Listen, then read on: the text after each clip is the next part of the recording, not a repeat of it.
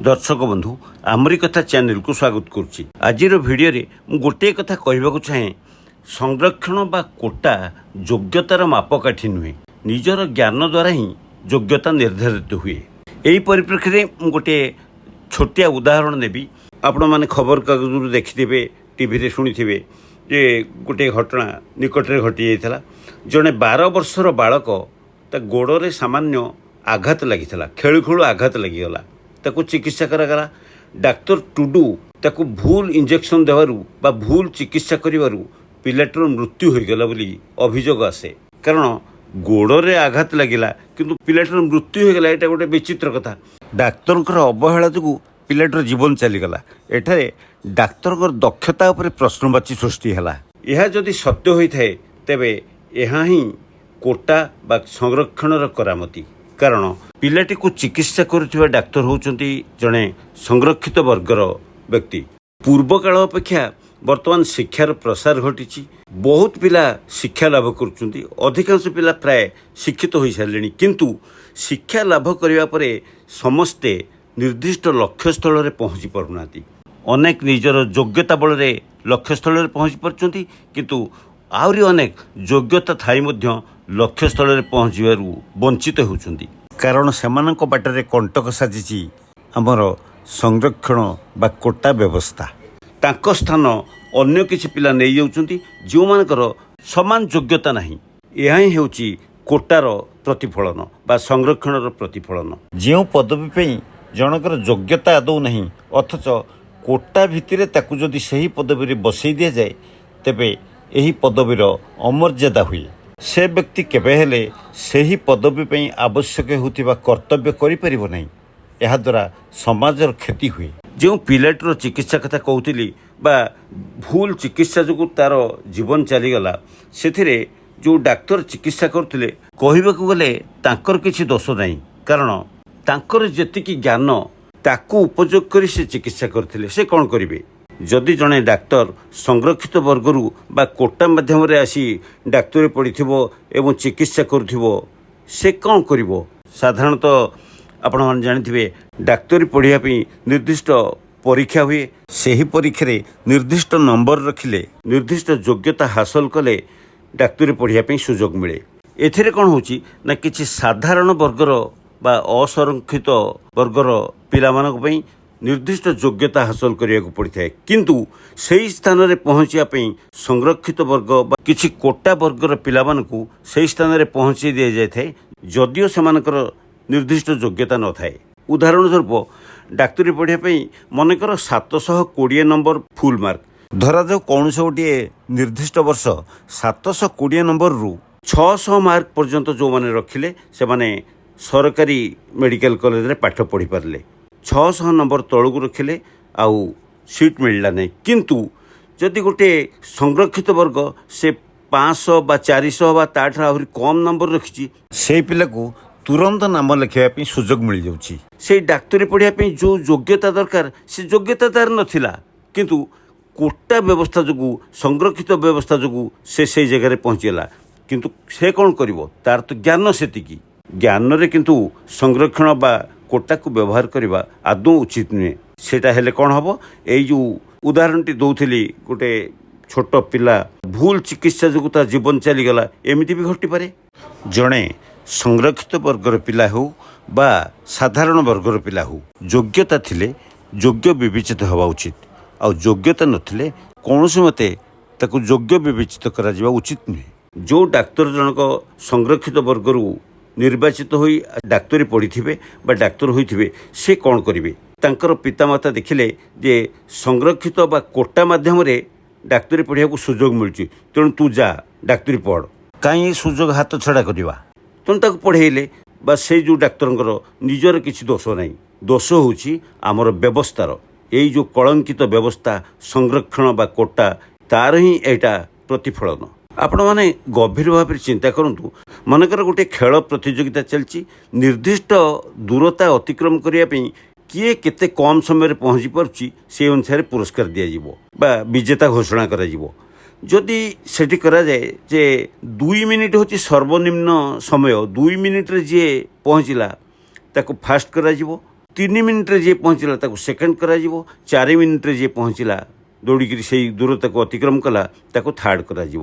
କିନ୍ତୁ ତା ଭିତରେ ଯଦି ସଂରକ୍ଷଣ ବ୍ୟବସ୍ଥା ଉପଯୋଗ କରାଯିବ, ଅର୍ଥାତ୍ 6 ମିନିଟ୍ ବା 7 ମିନିଟ୍ରେ ଜଣେ ପହଞ୍ଚିଛି, ଯେହେତୁ ସେ ସଂରକ୍ଷିତ ବର୍ଗର, ତେଣୁ ତାକୁ ମଧ୍ୟ ପୁରସ୍କାର ଘୋଷଣା କରାଯାଉ। ଏହା ଫଳରେ କ'ଣ ହେଉଛି ନା ଯୋଗ୍ୟତା ହାସଲ କରିଥିବା ଗୋଟିଏ ପିଲା ବଞ୍ଚିତ ହେବ। ଏଥିରେ କ'ଣ ହେଲା ନା ଯୋଗ୍ୟତା ଥାଇକିରି ପିଲା ବଞ୍ଚିତ ହୋଇଯାଉଛନ୍ତି, ଯୋଗ୍ୟତା ନଥାଇକିରି ପିଲା ନିର୍ବାଚିତ ହେଉଛନ୍ତି ବା ଲକ୍ଷ୍ୟସ୍ଥଳରେ ପହଞ୍ଚୁଛନ୍ତି। ଜବରଦସ୍ତ ସେମାନଙ୍କୁ ଲକ୍ଷ୍ୟସ୍ଥଳରେ ପହଞ୍ଚାଇ ଦିଆଯାଉଛି। ଆମ ସମାଜରେ ବହୁତ ପିଲା ପ୍ରତିଦ୍ୱନ୍ଦିତା କରୁଛନ୍ତି, ପ୍ରତିଯୋଗିତାର ସାମ୍ନା କରୁଛନ୍ତି, କିନ୍ତୁ ଲକ୍ଷ୍ୟସ୍ଥଳରେ ପହଞ୍ଚି ପାରୁନାହାନ୍ତି।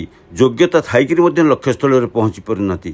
ତାହାର କାରଣ ହେଲା ଆମ ସମାଜ ବା ଦେଶର ଏଇ ଯେଉଁ କଳଙ୍କିତ ବ୍ୟବସ୍ଥା ସଂରକ୍ଷଣ ବା କୋଟା।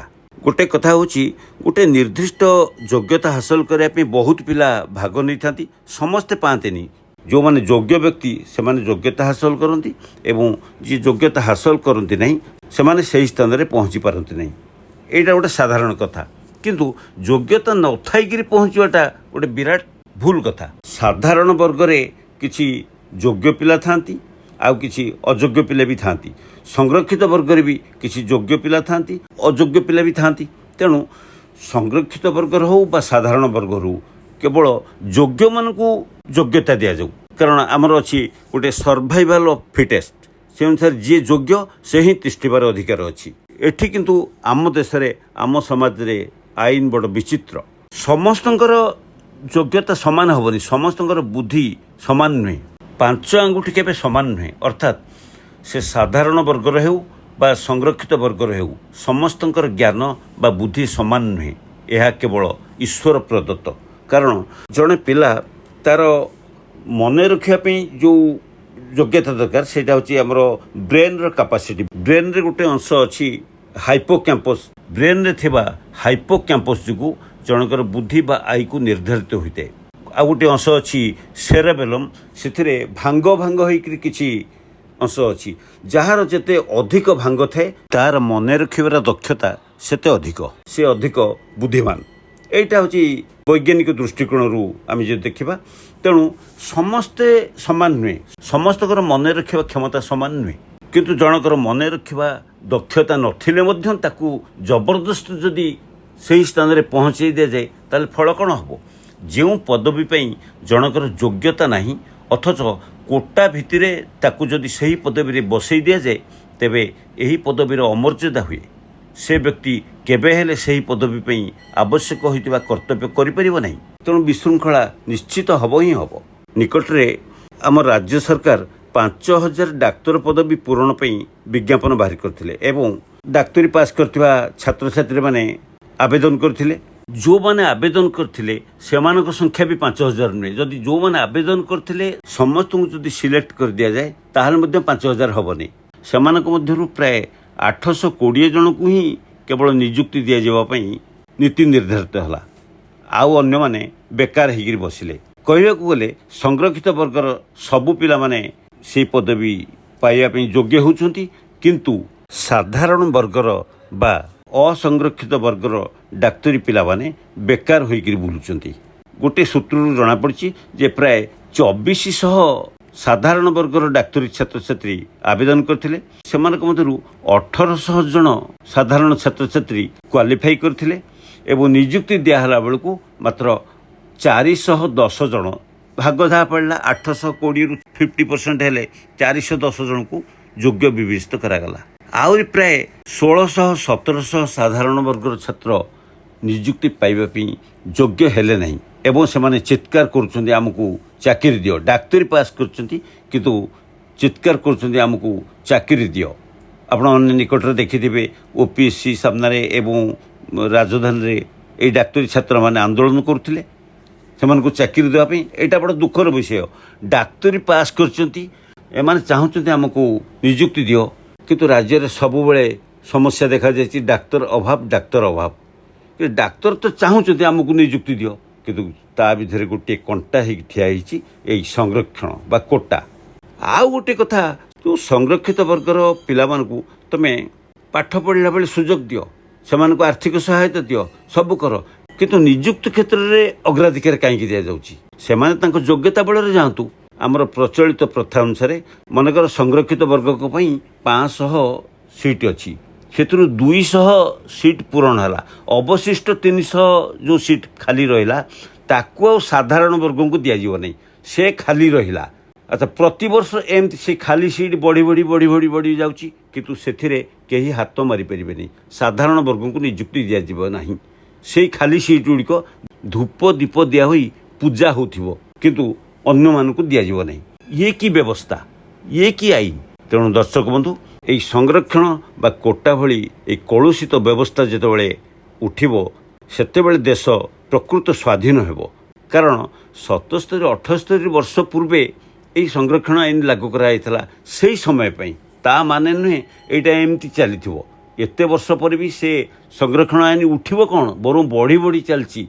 ସଂରକ୍ଷିତ ବର୍ଗ ଏବଂ ସାଧାରଣ ବର୍ଗ ଏଇଭଳି ଭେଦଭାବ କାହିଁକି ସୃଷ୍ଟି କରାଯାଉଛି? ଆମ ଦେଶରେ ସମସ୍ତ ନାଗରିକତା ସମାନ, ସମସ୍ତଙ୍କୁ ସମାନ କରାଯାଉ। ସମାଜର ମୁଖ୍ୟ ସ୍ରୋତରେ ସମସ୍ତେ ସାମିଲ ହୁଅନ୍ତୁ, ପ୍ରତିଯୋଗିତା କରନ୍ତୁ।